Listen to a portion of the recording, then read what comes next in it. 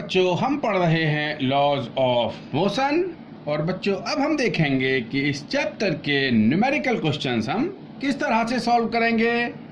तो बच्चों ये फिजिकल सिचुएशन कंसीडर करते हैं कि ये सरफेस है और इस सरफेस पर ये m मास का ब्लॉक रखा हुआ है और इस ब्लॉक पर राइट डायरेक्शन में F1 फोर्स और लेफ्ट डायरेक्शन में F2 फोर्स लग रहा है। और if F1 greater than F2 यानी राइट डायरेक्शन में लगने वाला फोर्स इस लेफ्ट डायरेक्शन में लगने वाले फोर्स से ज़्यादा है तो बच्चों हमें इस ब्लॉक का एक्सेलरेशन फाइंड आउट करना है। तो बच्चों सबसे पहले हम जब भी इस तरह की न्यूमेरिकल क्वेश्चन सॉल्व करेंगे एक फ्री बॉडी डायग्राम बनाएंगे। तो बच्चों इस ब्लॉक का जो वेट है वो डाउनवर्ड डायरेक्शन में लग रहा होगा यानी mg इन डाउनवर्ड डायरेक्शन और इस ब्लॉक पर अपवर्ड डायरेक्शन में नॉर्मल रिएक्शन होगी। और बच्चों ये ब्लॉक वर्टिकली डायरेक्शन में मूव नहीं कर रहा है तो normal reaction that must be equal to the mg। लेकिन बच्चों हमारा जो अनबैलेंस फोर्स है वो हॉरिजॉन्टल डायरेक्शन में है। So net force in right direction so this is the F1 minus F2। so this is the net force on this block in the right direction, so that equal to mass of this block into acceleration. So from here the acceleration of this block that equal to F1 minus F2 upon m। तो बच्चों मैंने ये बहुत basic question लिया है, हम धीरे धीरे आगे बढ़ेंगे और क्वेश्चंस का लेवल अब हम टफ करते चले जाएंगे। सो बच्चों this is the acceleration of this block. So now consider the another physical situation. तो बच्चों इस फिजिकल सिचुएशन में आपके m1 और m2 मास के दो ब्लॉक हैं जो कि एक स्ट्रिंग से अटैच्ड हैं और इस m1 मास के ब्लॉक पर राइट डायरेक्शन में F फोर्स लग रहा है। तो बच्चों हमें इस सिस्टम का एक्सेलरेशन फाइंड आउट करना है और हमें इस स्ट्रिंग के अंदर टेंशन फाइंड आउट करनी है। और बच्चों ये दोनों मास हैं यानी ये दोनों ब्लॉक हैं ये एक स्मूथ सरफेस पर रखे हुए हैं। तो बच्चों मैं कंसीडर करता हूँ कि ये पूरा सिस्टम एक्सेलरेशन से राइटवर्ड डायरेक्शन में मूव कर रहा है यानी फोर्स की डायरेक्शन में मूव कर रहा है। और बच्चों कंसीडर किया कि इस स्ट्रिंग में टेंशन T है। तो बच्चों टेंशन के एरो लगाने मैंने आपको बताए थे यानी tension is T and tension आपकी कुछ इस तरह से होगी। यानी बच्चों ये जो टेंशन का एरो है ये इंडिकेट कर रहा है कि ये m1 मास के ब्लॉक की मोशन का अपोज कर रहा है यानी पीछे की तरफ खींच रहा है। और ये टेंशन का जो एरो है ये इंडिकेट कर रहा है कि m1 मास का ब्लॉक फोर्स की डायरेक्शन में मूव कर रहा है। मैंने आपको पहले भी बताया था कि ये A पर्सन है ये B पर्सन है। B पर्सन स्ट्रिंग को यानी और ये दोनों एक स्ट्रिंग को पकड़े हुए हैं। B पर्सन इस स्ट्रिंग को F4 से अपनी तरफ खींचता है और A पर्सन अपोजिट डायरेक्शन में इस स्ट्रिंग को सेम फोर्स से खींचता है। तो बच्चों ये आपकी स्ट्रिंग रेस्ट में रहेगी। A पर्सन को फील होगा कि इसको B पर्सन खींच रहा है और B पर्सन को फील होगा कि इसको A पर्सन खींच रहा है। यानी ए एंड पर हम एरो का सिंबल इस तरह से लगाएंगे कि उसकी डायरेक्शन A टू B होगी और B एंड पर हम एरो का सिंबल कुछ इस तरह से लगाएंगे जिसकी डायरेक्शन B टू A होगी। वही सिचुएशन मैंने बच्चों जहां पर कंसीडर की है। बच्चों मैं m1 मास के ब्लॉक के लिए अगर फ्री बॉडी डायग्राम बनाऊं तो वो कुछ इस तरह से होगा। m1g डाउनवर्ड डायरेक्शन में यानी इसका वेट डाउनवर्ड डायरेक्शन में होगा और बच्चों नॉर्मल रिएक्शन इस ब्लॉक पर सरफेस की वजह से वो इस सरफेस के परपेंडिकुलर होगी अपर डायरेक्शन में। और ये फोर्स F आपका राइट डायरेक्शन में है, स्ट्रिंग में टेंशन T जो कि लेफ्ट डायरेक्शन में है। और बच्चों इस m2 मास के ब्लॉक के लिए जो फ्री बॉडी डायग्राम होगा वो कुछ इस तरह से होगा। जो टेंशन T है वो राइट डायरेक्शन में होगी और इसका जो वेट है बच्चों वो डाउनवर्ड डायरेक्शन में होगा और इस सरफेस से इस ब्लॉक पर परपेंडिकुलर अपर डायरेक्शन में नॉर्मल रिएक्शन होगी। सो कंसीडर किया कि बच्चों ये आपकी N2 है और बच्चों ये दोनों ही ब्लॉक इस सरफेस पर रेस्ट पर हैं, यानी वर्टिकली रेस्ट पर हैं, यानी वर्टिकल डायरेक्शन में मूव नहीं कर रहे हैं। तो उस केस में यहाँ पर देखिए m1g that must be equal to n1 and m2g that must be equal to n2। और बच्चों ये पूरा सिस्टम हॉरिजॉन्टल डायरेक्शन में ही मूव कर रहा है। तो बच्चों इन दोनों ब्लॉक्स की हम हॉरिजॉन्टल डायरेक्शन में मोशन की एनालिसिस करेंगे और हमने कंसीडर किया है कि दोनों ब्लॉक्स का एक्सेलरेशन a है। तो बच्चों यहाँ पर देखिए आप, acceleration of this block in right direction is a। So from here this f minus t, so this is the unbalanced force in right direction। बच्चों F फोर्स राइट डायरेक्शन में लग रहा है, टेंशन लेफ्ट डायरेक्शन में लग रही है। F is greater than T, so unbalanced force in right direction that equal to m1 into acceleration of this block। So from here this F minus T that equal to m1 into A। बच्चों अब इस second block के लिए देखते हैं। Tension इस block पर right direction में लग रही है और हॉरिजॉन्टल डायरेक्शन में कोई फोर्स लग नहीं रहा है। तो इस टेंशन की वजह से ये पूरा ब्लॉक ए एक्सेलरेशन से राइट डायरेक्शन में मूव कर रहा होगा।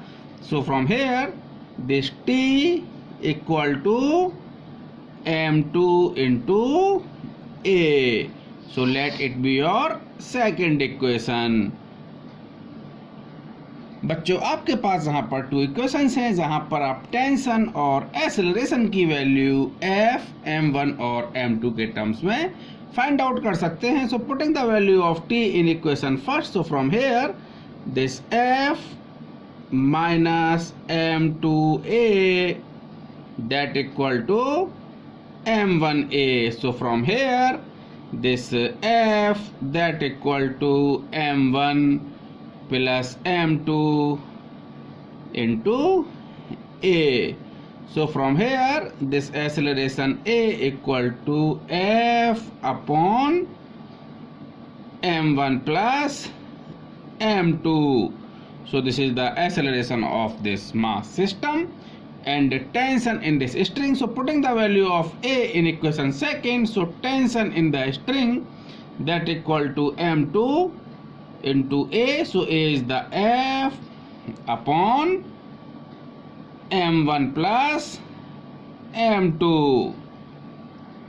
बच्चों आप दोबारा से देखिए, आप शायद देख नहीं पाए हैं। तो ऐसे ये इक्वेशन फर्स्ट है, ये इक्वेशन सेकंड है। जहां से आपने t की वैल्यू फर्स्ट इक्वेशन में पुट की, so from here f minus m2a that equal to m1a। so from here this f equal to m1 plus m2 into a। जहाँ से बच्चों हम एक्सेलरेशन की वैल्यू फाइंड आउट कर सकते हैं और इस एक्सेलरेशन a की वैल्यू अगर मैं सेकंड इक्वेशन में पुट करूँ तो यहाँ से हम बच्चों इस स्ट्रिंग में टेंशन फाइंड आउट कर सकते हैं। बच्चों ये तो एक पूरा प्रोसीजर हो गया, आप चाहे तो इसको डायरेक्टली सॉल्व कर सकते हैं। देखो बच्चों ये पूरा जो सिस्टम है इसका मास m1 प्लस m2 है और इस पूरे सिस्टम पर जो लगा हुआ है फोर्स वो a है, f है। तो हम सीधा एक्सेलरेशन फाइंड आउट कर सकते हैं। This f equal to m1 plus m2 into a। तो यहाँ से a की वैल्यू आ जाएगी बच्चों आपकी this that is the f upon m1 plus m2 और एक इक्वेशन हमें कंसीडर करनी पड़ेगी, ये तो लिखना ही पड़ेगा। So tension t this t equal to m2 into acceleration of this block, क्योंकि दोनों ही ब्लॉक सेम एक्सेलरेशन से चलेंगे। So acceleration of this block will be a। So from here this t equal to m2 into a that is the f upon m1 plus m2। तो बच्चों आप इस तरह से भी यहाँ पर इस क्वेश्चन को सॉल्व कर सकते हैं।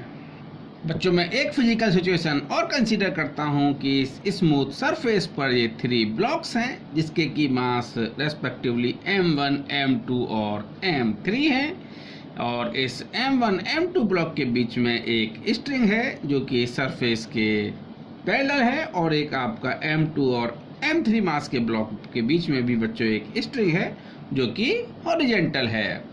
और इस m1 मास के ब्लॉक पर राइट डायरेक्शन में F न्यूटन का फोर्स लग रहा है।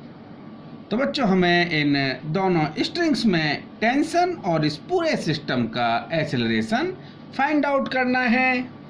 बच्चों मैंने कंसीडर किया कि इस सिस्टम का एक्सेलरेशन a है। सो एक्सेलरेशन हम सिंपली फाइंड आउट कर सकते हैं, this F equal to total mass of the system, क्योंकि बच्चों तीनों ब्लॉक एक ही एक्सेलरेशन से राइट डायरेक्शन में मूव कर रहे होंगे। So total mass of the system that equal to m1 plus m2 plus m3 into a. So from here the acceleration of each block that equal to f upon m1 plus m2 plus m3. So this is the acceleration of each block of this system of masses. और बच्चों देखिए motion जो है केवल horizontal direction में है, तो मैं हॉरिजेंटल डायरेक्शन में लगने वाले फोर्सेस जो हैं इन ब्लॉक्स पर उन्हीं का फ्री बॉडी डायग्राम कंसीडर करता हूं। बच्चों कंसीडर किया कि m1 और m2 मास के जो ब्लॉक्स हैं इनके बीच में जो स्ट्रिंग है, जहां पर टेंशन बच्चों आपकी T1 है और M2 और M3 मास के जो ब्लॉक के बीच में जो स्ट्रिंग है, जहां पर कंसीडर किया बच्चों आपकी टेंशन T2 है। अब बच्चों M1 मास के ब्लॉक पर हॉरिजॉन्टल डायरेक्शन में लगने वाले फोर्सेस को मैं इंडिकेट कर रहा हूं। तो बच्चों M1 मास के ब्लॉक पर राइट डायरेक्शन में F फोर्स लग रहा है, लेफ्ट डायरेक्शन में बच्चों जो टेंशन है वो आपकी T1 होगी, और इस M2 ब्लॉक पर राइट डायरेक्शन में आपका जो टेंशन है यानी जो फोर्स है वो T1 है। लेफ्ट डायरेक्शन में बच्चों इसकी टेंशन आपकी T2 है, और M3 मास के ब्लॉक पर राइट डायरेक्शन में बच्चों जो फोर्स है वो आपका T2 है। अब बच्चों तीनों ब्लॉक्स पर जो मोशन है, तीनों ब्लॉक्स की जो मोशन है वो हॉरिजॉन्टल डायरेक्शन में है, तो हम हॉरिजॉन्टल डायरेक्शन में मोशन के लिए इक्वेशन लिखते हैं। So for m1 mass block unbalanced force that is the F minus T1 that equal to mass of this block m1 into acceleration of this block, let it be a. Now for this second block of mass m2, so T1 क्योंकि बच्चों ये block आपका ए acceleration से right direction में move कर रहा है, सो T1 minus T2 बच्चों राइट डायरेक्शन में तभी मूव करेगा जब T1 की वैल्यू T2 से ज़्यादा होगी। So from here T1 minus T2 that equal to M2 into A. So for this third block tension T2, और इस टेंशन की वजह से ही ये ब्लॉक राइट डायरेक्शन में ए एक्सेलरेशन से मूव कर रहा है। So this T2 equal to M3 into A. तो बच्चों आप देखिए एक्सेलरेशन की वैल्यू आप फाइंड आउट कर चुके हैं, जहां पर आपके पास में 3 इक्वेशंस हैं, तो जहां से आप T1 और T2 की वैल्यू फाइंड आउट कर सकते हैं। सो let it be your first equation, it be your second equation, and it be your third equation. So from third equation,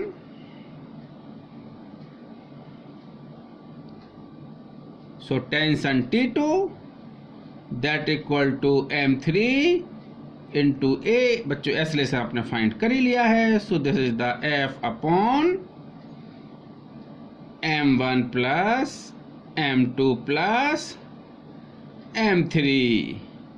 So from here, so this T2, this tension T2 in this string, so this is the F into M3 upon M1 plus M2 plus M3. बच्चों एक बात ध्यान रखिए, ये दोनों string अलग अलग हैं, तो इन दोनों स्ट्रिंग्स में टेंशन भी अलग अलग होगी। So now from equation first, so from hair this F minus T1 that equal to M1 into A. So from here this T1 equal to F minus m1 into a. So from here this F minus m1, और बच्चों आप a की value put कर सकते हैं. So this is the F upon m1 plus m2 plus m3. So from here this T1 equal to, बच्चों अगर मैं इसको सिंप्लीफाई करूं, so this tension T1 that equal to m2 plus m3 into F upon m1 plus m2 plus m3.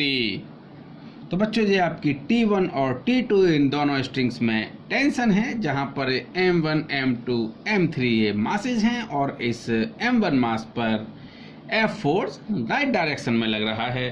तो बच्चों देखिए, आपको numerical question कुछ इस तरह से हो सकता है. वहां पर आपको F की न्यूमेरिक वैल्यू, m1 m2 और m3 की न्यूमेरिक वैल्यू गिवन होंगी.